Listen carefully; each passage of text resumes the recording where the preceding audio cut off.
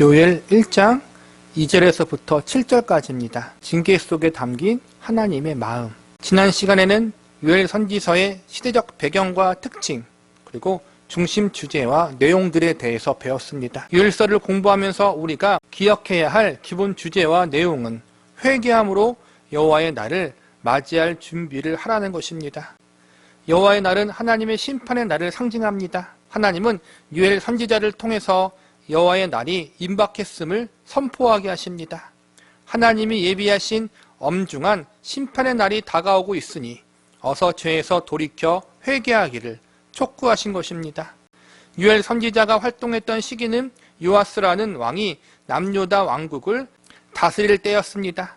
요아스는 믿음의 왕이었지만 어린 나이에 왕이 되었기 때문에 초창기에는 국정 운영에 미흡했던 점들이 많았습니다. 무엇보다 그의 할아버지와 아버지가 나라를 잘 다스리지 못했고 우상 숭배를 장려했던 왕이었기 때문에 나라의 상황이 매우 좋지 못했습니다. 나라가 경제적으로 어려웠고 사회 전반적으로 도덕적 윤리적으로 크게 타락하고 부패해 있었습니다.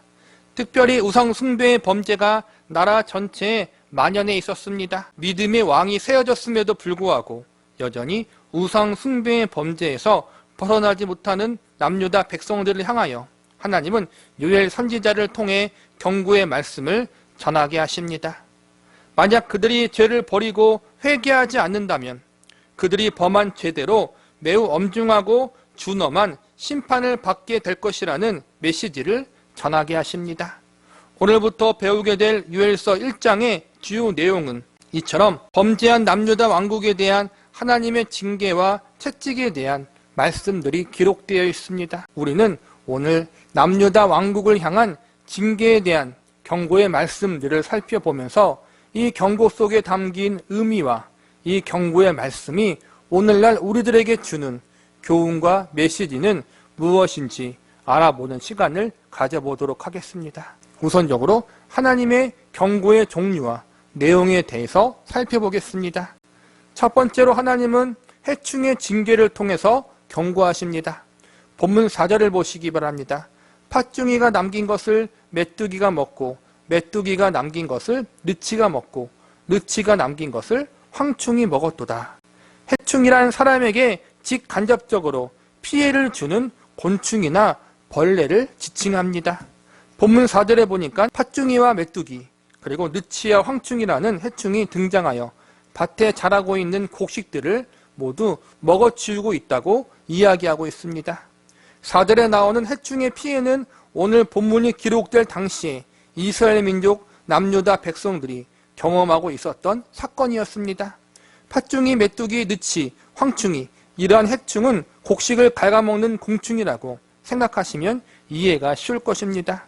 지금 남유다 왕국의 들판에 곡식들이 자라나고 있는데 메뚜기와 같은 해충들이 날아와 곡식을 갉아먹고 있고 이로 인해서 큰 피해를 입게 된다는 것이 지금의 상황이라는 것입니다. 우리나라와 같은 경우는 메뚜기 떼가 곡식을 모두 갉아먹는다는 내용에 대해서 실감을 잘하지 못하지만 중동 지방이나 아프리카 지방에는 종종 있는 일이라고 합니다. 저도 오래전 다큐멘터리에서 아프리카에 출몰한 메뚜기 떼에 대한 방송을 봤는데 그 규모가 우리가 상상을 초월할 정도로 어마어마했던 것을 기억합니다. 농작물에 피해를 입히는 메뚜기 떼의 숫자가 적게는 수억 마리에서 많게는 수백억 마리가 된다고 합니다. 메뚜기는 식성이 좋아서 자신의 몸무게보다 2배나 많은 양의 식물을 하루에 먹을 수 있는데 1톤의 무게가 되는 메뚜기의 무리가 하루에 2000인분의 농작물을 먹어치울 수 있다고 합니다. 이러한 메뚜기 무리가 수백억 마리씩 출몰한다면 매우 큰 재앙이 될 수 있습니다. 다큐멘터리에서 보니까 사람들이 나와서 나무 막대기로 때리고 불로 태워보고 여러 도구를 다 사용해 보아도 별 소용이 없었습니다. 비행기를 동원해 하늘에서 농약이나 해충약을 뿌려봐도 막을 수가 없었습니다. 기술이 발달한 오늘날에도 메뚜기 떼가 출몰하면 이처럼 아주 큰 피해를 입게 되는데 하물며 과거에는 얼마나 더 큰 피해를 주었겠습니까? 고대 중동 지방에서 메뚜기 떼의 출몰은 한 나라의 근간을 흔드는 국가적 재앙이 되었을 것입니다. 그런데 이러한 재앙이 지금 이스라엘 민족 남유다 왕국에 일어나고 있었습니다. 4절에서 이야기하고 있는 해충의 재앙, 메뚜기의 재앙은 지금 현재 일어나고 있는 사건입니다. 여기서 주목해서 볼 것은 이 재앙이 우연적인 사건, 갑작스럽게 발생한 자연적인 재해가 아니라 하나님이 의도하시고 계획하여 일어난 징계라는 것입니다. 신명기 28장에 보면 하나님의 말씀에 순종할 때 받게 되는 축복과 반대로 불순종할 때 받게 되는 징계와 저주에 대한 내용들이 쭉 나열되어 있습니다. 여기서 보면 메뚜기의 재앙에 대한 내용이 나와 있습니다.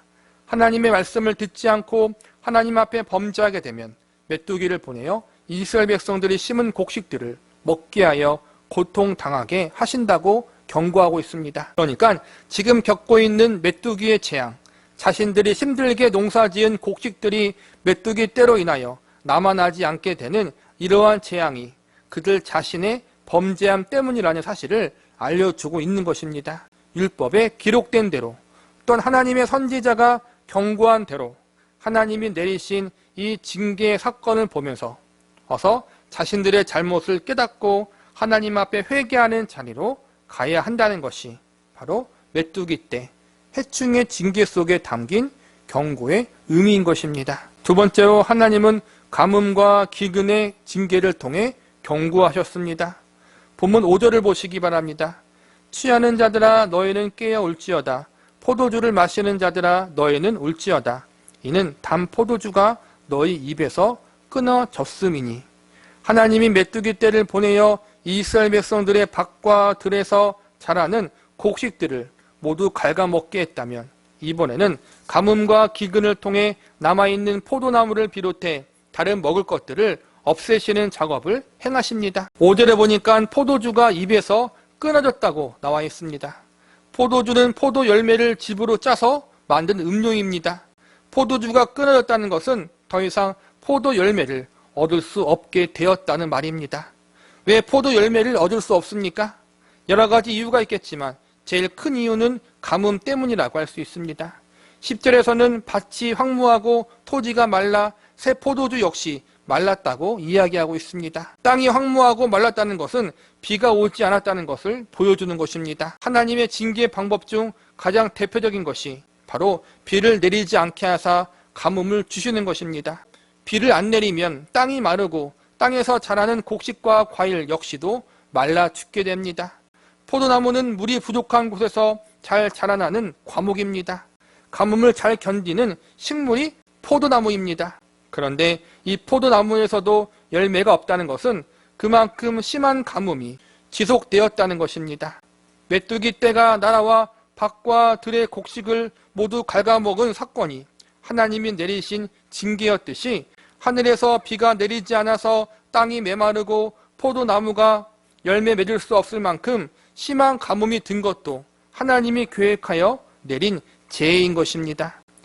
가뭄의 사건 역시도 하나님께서 율법 말씀을 통해 경고하셨고 유엘 선지자를 통해서 죄악으로 인한 하나님의 징계라는 사실을 아주 명확하게 알려주고 있습니다. 지금 너희들이 당하는 이 자연재해들, 메뚜기 떼의 재해와 가뭄과 기근의 재해들이 우연히 일어난 것이 아니라 이스라엘 백성들인 너희 범죄함으로 일어난 하나님의 징계다. 그러니 어서 하나님 앞에 죄를 뉘우치고 회개의 자리로 가라. 이것이 오늘 이 말씀에서 전달하고자 했던 가장 중요한 메시지인 것입니다. 세 번째로 하나님은 이방 민족을 사용하셔서 징계를 내리셨습니다.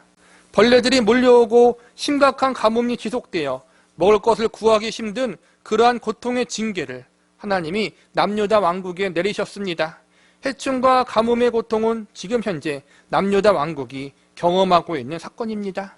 유엘 선지자는 이 사건들이 우연이 아니라 어쩌다 일어난 자연적 재해가 아니라 철저하게 하나님이 계획하여 일으키신 징계의 채찍이라는 사실을 선포하십니다. 유엘 선지자가 이러한 사실을 선포한 이유는 지금 이스라엘 백성들이 범죄하고 있는 그러한 죄악들이 하나님 앞에 불순종하며 하나님을 거역하는 그러한 악한 모습들을 어서 뉘우치고 회개하라는 의미에서 그렇게 한 것입니다.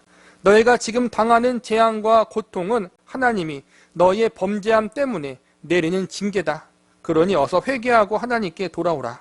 지금 유엘 선지자가 4절과 5절에서 이렇게 선포하고 있는 것입니다. 그런데 만약 이러한 고난과 징계를 경험하고도 하나님께 돌아오지 않으면 하나님은 더 큰 징계를 내리실 것이라고 경고하십니다. 더 큰 징계가 무엇입니까? 바로 이방 민족의 침략입니다. 본문 6절을 보시기 바랍니다. 다른 한 민족이 내 땅에 올라왔음이로다.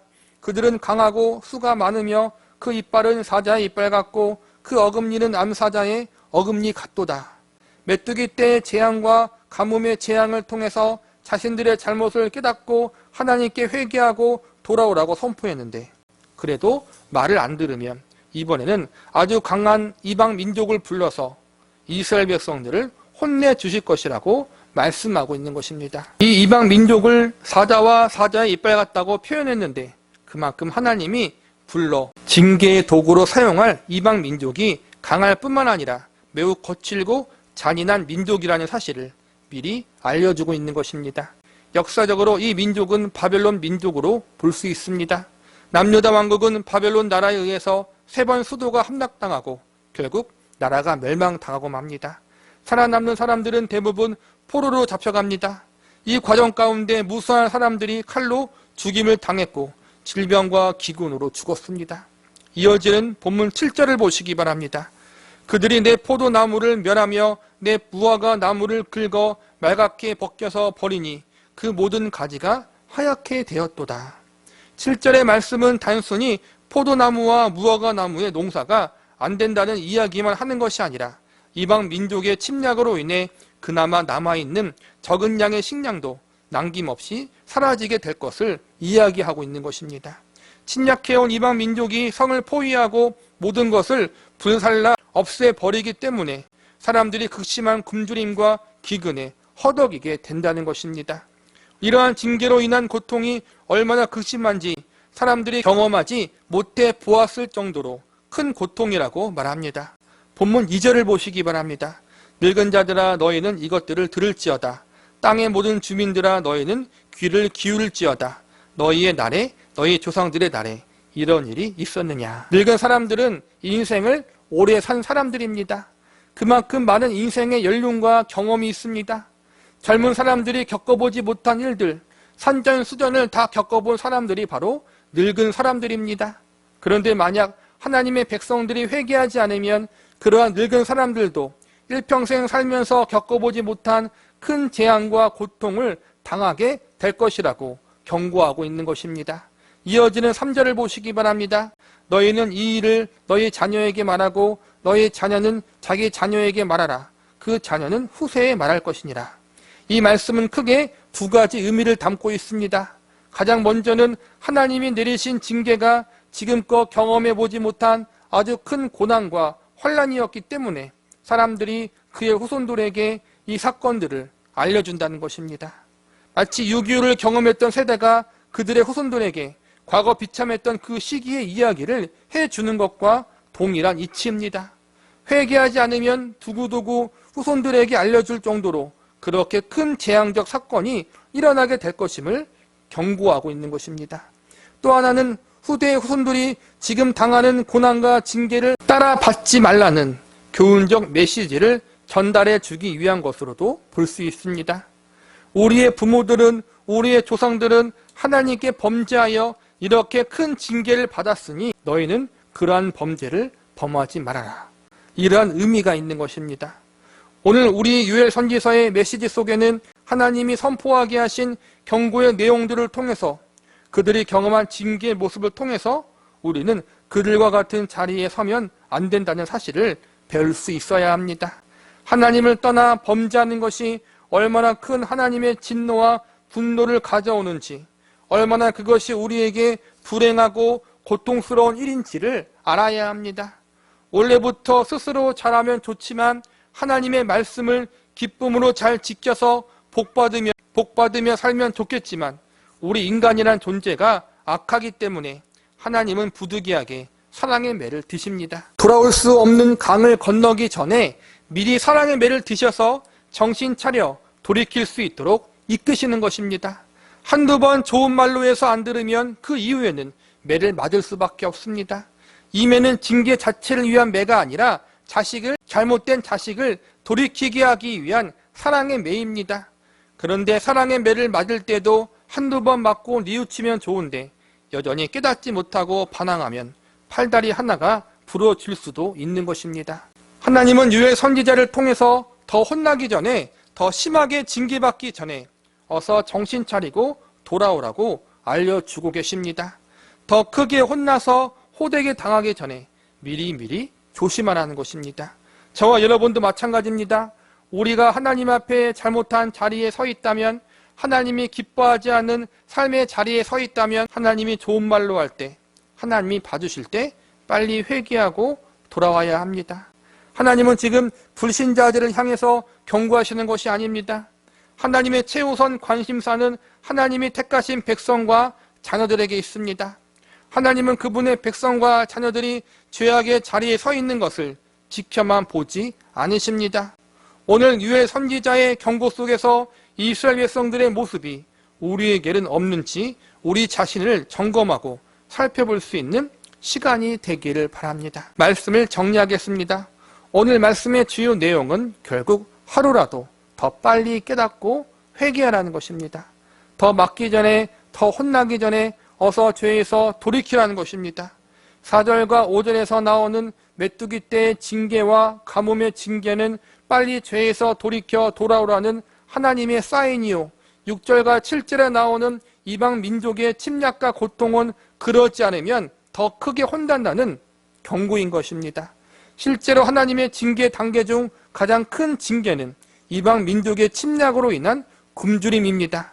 성경에 보면 하나님께서 먹을 것이 없게 하심으로 자기 자식까지 잡아먹게 할 정도로 고통의 징계를 내리신다고 나와 있습니다. 그리고 최후에는 나라를 아예 멸망시켜 버리시는 것이 징계의 최종 단계입니다. 유엘 선지자가 기록될 당시에 남유다 왕국은 아직 이 단계까지 가지 않았습니다. 병충해의 징계, 가뭄의 징계, 아직까지는 이 단계의 징계만 받고 있었습니다. 성경에 보면 참으로 흥미로운 것은 하나님이 복을 주실 때에는 단계나 과정 없이 그냥 주신다는 것입니다. 1차로 잘하면 이거 주고 2차로 잘하면 그 다음 이걸 주고 마지막까지 잘하면 더 큰 복을 준다. 이런 식의 과정과 절차 없이 하나님 앞에 순종하면 그냥 한량없는 은혜와 복을 주십니다. 그런데 하나님이 벌과 징계를 내리실 때에는 반드시 일정한 단계와 절차와 과정이 주어집니다. 맨 처음에는 적은 병충해나 가뭄을 내리십니다. 그러니까 그냥 농사가 잘 안 되는 정도인 것입니다. 이 단계에서는 아직까지 먹고 살만합니다. 그런데 이러한 하나님의 징계에도 여전히 죄악의 자리에 있으면 그 다음 단계에서는 이전보다 더 심한 병충해나 가뭄을 내리시고 질병과 역병까지 내리십니다. 이 단계에서는 제법 많은 고생을 하게 됩니다. 첫 단계에서는 생계나 생명까지 위협당할 처지는 아니지만 이번 단계에서는 생계를 유지하기 힘들고 생명도 위협당하는 고난을 당합니다. 그런데 이런 단계의 징계를 받았음에도 불구하고 여전히 깨닫지 못하면 이번에는 이 모든 고난에 더하여 이방 민족을 동원해 하나님의 백성들을 고통당하게 만드십니다. 그래도 여전히 안 들으면 적들이 나라 전체를 침략하고 멸망의 단계까지 가게 하십니다. 레위기 26장과 신명기 27장에 보면 이런 내용들이 자세히 나와 있습니다. 여기서 보면 하나님이 주시는 복의 내용보다 저주와 징계의 내용이 보다 더 많고 구체적이고도 자세하게 기록되어 있음을 발견하게 됩니다. 그리고 복을 주시는 것에는 과정이나 절차가 없는데 저주와 징계를 내리실 때에는 여러 절차와 과정이 있음을 발견하게 됩니다. 오늘 본문에도 보면 해충과 가뭄의 징계를 가하시고 그 다음에도 말을 안 들으면 이방 민족의 침략이 있을 것이라고 경고하고 계십니다. 여기서 우리가 주목해서 볼 것은 바로 이것입니다. 하나님이 왜 이렇게 징계를 하실 때 단계적으로 하시는가? 절차와 과정을 계획하시고 하나하나 징계를 내리시는가? 우리는 이 부분을 집중해서 봐야 합니다. 결론부터 말씀드리자면 하나님은 이러한 징계의 절차와 과정을 통해 하나님의 백성들이 회개하고 돌아오기를 바라셨기 때문입니다. 하나님 앞에 잘못하고 범죄했을 때 바로 멸망시켜버리고 바로 없애버리면 편합니다. 하나님도 더 이상 근심하거나 마음 쓸 필요가 없습니다. 그런데 하나님은 그렇게 하지 않으십니다. 그래, 너 지금 죄악의 길에 있느냐? 내가 좋은 말로 할 테니 어서 회개하고 돌아오라. 이렇게 우리를 설득하십니다. 그래도 안 들으면 또 다른 방법으로 우리를 설득하십니다.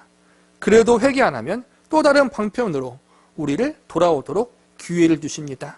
이 모든 과정은 결국 죄를 뉘우칠 기회를 여러 번 주시기 위해서입니다. 한 번 주시고 끝이 아닙니다. 너 내 말 안 들으면 끝이다. 완전 끝장내겠다. 이렇게 단칼에 하나님의 백성들을 베어내지 않으시기 위해서 징계를 여러 번 나누어 단계별로 주시는 것입니다.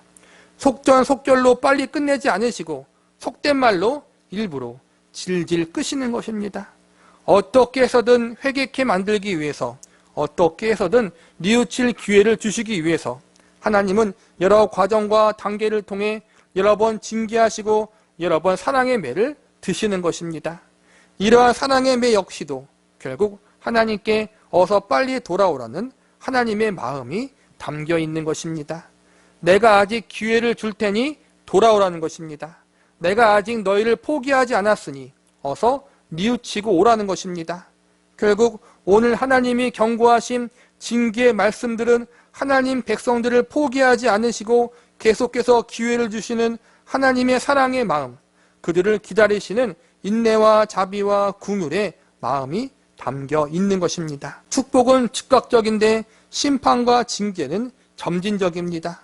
그 이유는 결국 빨리 회개하도록 더 많은 회개의 기회를 주기 위한 하나님의 마음인 것입니다. 자녀가 잘못된 길로 갈 때 부모의 마음은 미어집니다. 더 잘못된 길을 가기 전에, 더 악한 길로 빠지기 전에 부모는 모든 수단과 방법을 동원해서 자식을 막아야 합니다. 그를 돌이켜야 합니다. 하나님이 지금 이스라엘 남유다 백성들에게 이 일을 진행하시는 것입니다. 더 악하게 되기 전에 그들을 돌이키게 하기 위해서 하나님께서 사랑의 매를 드시는 것입니다. 잘못된 길로 가는 자녀를 보는 부모의 마음도 아프지만 동시에 그 자녀를 사랑의 매로 때리는 부모의 마음도 고통스럽다는 사실을 아시기 바랍니다. 부모는 자녀 때문에 늘 편치 않습니다. 무자식이 상팔자라는 말이 맞는 것 같습니다. 그냥 말 안 들으면 자식 호적파고 포기해 버리는 것이 더 편할 수 있습니다. 그러나 하나님은 그렇게 하지 않으십니다. 하나님의 백성, 하나님의 자녀들을 결코 포기하지 않고 그들을 붙드십니다. 인간의 부모는 한계가 있어 자식이 잘못된 길을 가는 것을 막지 못할 때도 있고 돌이키게 못할 수도 있습니다. 그러나 하나님은 전능자이시기 때문에 불가능이 없으십니다. 될 때까지, 돌아올 때까지 그들을 붙드십니다. 안 되면 다리 몽둥이를 부러뜨리고서라도 잘못된 길에서 다시 돌이키도록 붙드십니다. 그러나 이 하나님의 사랑의 매 속에 방하는 우리보다 더 아파하시는 하나님의 눈물도 있다는 사실을 기억해야 합니다. 이 하나님의 열심, 이 하나님의 포기하지 않는 사랑, 이것이 오늘 본문에 나타난 하나님의 징계의 내용이요, 그 징계 속에 담긴 의미입니다. 오늘날 저와 여러분에게도 하나님은 동일하게 일하고 계십니다. 인간의 부모는 한계가 있어서 집 나간 자식을 기다릴 수밖에 없지만 전능자 하나님은 집 나간 자식을 강건하신 사랑으로 끌고 오십니다. 집 나간 탕자에게 가뭄을 허락하시고 주염 열매를 먹게 하시고 모든 상황과 환경을 그렇게 주장합니다. 집 나간 탕자를 돌아오게 하려고 자연을 움직이시고 사람을 움직이시고 모든 역사를 움직이시는 일을 하나님이 행하십니다. 그래서 마침내 하나님, 제가 잘못했습니다. 하나님의 품이 제일 좋습니다라고 회개하며 항복하고 돌아오게 하십니다. 이런 하나님이 바로 유엘 선지서에서 나오는 하나님이요, 저와 여러분의 하나님 되심을 믿으시기 바랍니다. 하나님의 사랑의 매는 우리를 유익케 하는 선한 매입니다. 하나님이 허락하신 연단은 우리를 바르게 하기 위한 사랑의 연단입니다. 자녀를 올바르게 세우려고 하는 선한 아버지의 열심입니다. 그러므로 더 고난 당하기 전에, 더 큰 사랑의 매를 맞기 전에 스스로 자진하여 하나님 앞에 설득되어지고 그 하나님의 사랑의 마음에 감사함으로 항복할 수 있는 저와 여러분이 되시기를 바랍니다.